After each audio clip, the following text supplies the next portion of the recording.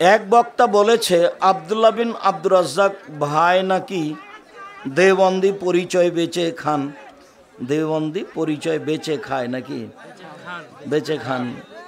ও কি করে যে ও তো ইনকামই করেনি, আব্দুল্লাহ তো কি বিক্রি করলো। দারুল উলুম দেওবন্দে আব্দুল্লাহ পড়েছে, এইটা ঠিক। মদিনা বিশ্ববিদ্যালয়ে আব্দুল্লাহ পড়েছে, এইটা ঠিক। লন্ডনে এক বিশ্ববিদ্যালয়ে আব্দুল্লাহ পড়ছে, এইটাই ঠিক।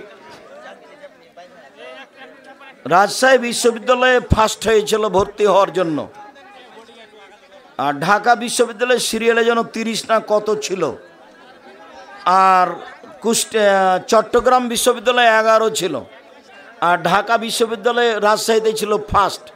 ভর্তি হওয়ার পরে পড়েনি, পরের দিন চলে গেছে।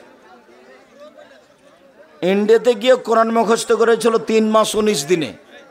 কোরআন মুখস্থ করেছিল কত দিনে? 3 মাস 19 দিনে।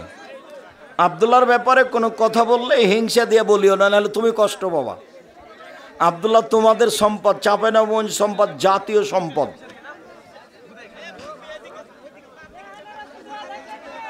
ও তো না, এখন বাংলা, ইংরেজি, আরবি, উর্দু, হিন্দি সব সমান তার কাছে। সেই তার ব্যাপারে কথা বলে পরে কষ্ট পাবা, এটা করিও না। মনটা বড় করো, ওর জন্য দোয়া করো।